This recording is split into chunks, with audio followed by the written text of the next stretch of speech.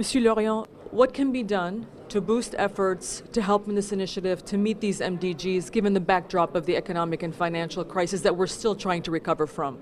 Yes, what we believe in is education and training in MDGs in order to get more people's attention on what it means in their specific fields of activities, in their profession, in the way they operate on a daily basis, whether it's a business, whether they are themselves educators or in their daily life.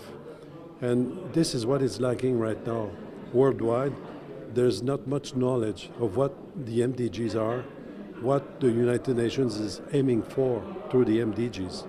So the purpose of our group is to try to educate and train on the MDGs, on the importance of the MDGs in business, how to become more competitive at the global level and achieve at the same time within the time frame of 2015 most of these objectives. Now we know that this would not be possible for 2015.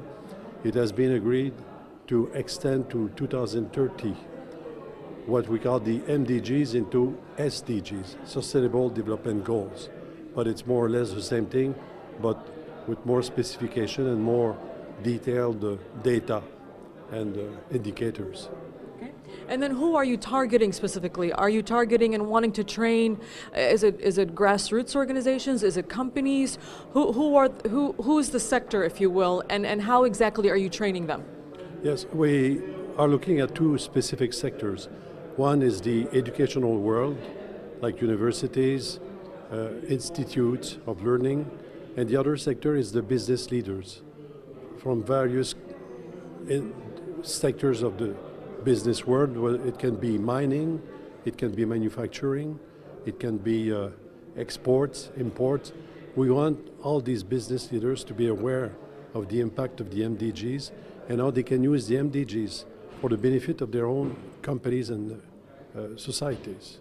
At the level of universities, we want the universities to provide and offer to their students knowledge and training also on what the MDGs mean, because the MDGs is not just 8 Millennium Development Goals, it's a series of indicators and a number of elements on which you can count to know what the situation is in each country, how it's developing, what are the needs, what are the difficulties.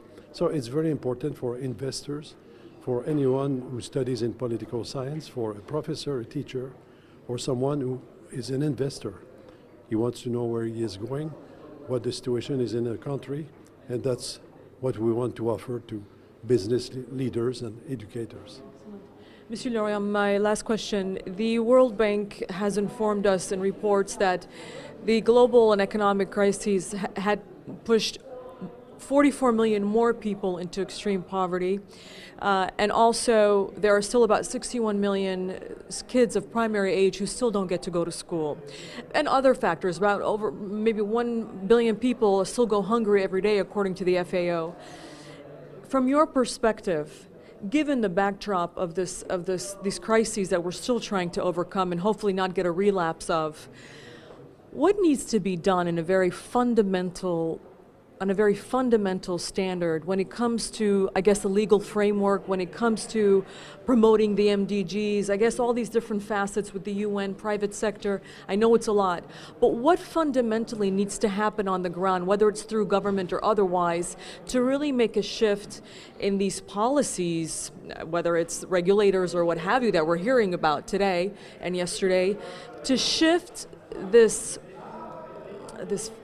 phase that we seem to have been going through to lead to this economic and social darkness, if you will? Well, you're quite right. I think the main issue right now and the reason why we are not succeeding with the MDGs within the framework of 2015, it's mainly due to the economic crisis, the financial crisis. So I think the most important objective right now for the governments is to put some order in the financial world in order to put back the economy on its foot. Otherwise, we will never be able to achieve whatever objectives we have for 2015 or 2030. There must be more discipline, more order, more ethics in the business world and as well as in the government world. They must be consistent in their policy and really keep people accountable for what decisions they take, whether it's a financial decision which has an impact not only on one country but sometimes on many countries. So I think the main issue right now to address is the issue of reforming the world financial system, where in a global world, manufacturing has become global, imports, exports and everything, but it seems that the financial world has not met yet with what we call globalization. And we need the government leaders to sit down with business leaders, with the financial world leaders, in order to achieve more discipline so that we can trust and we can get investors back in the field to put their money, invest in people, and create jobs.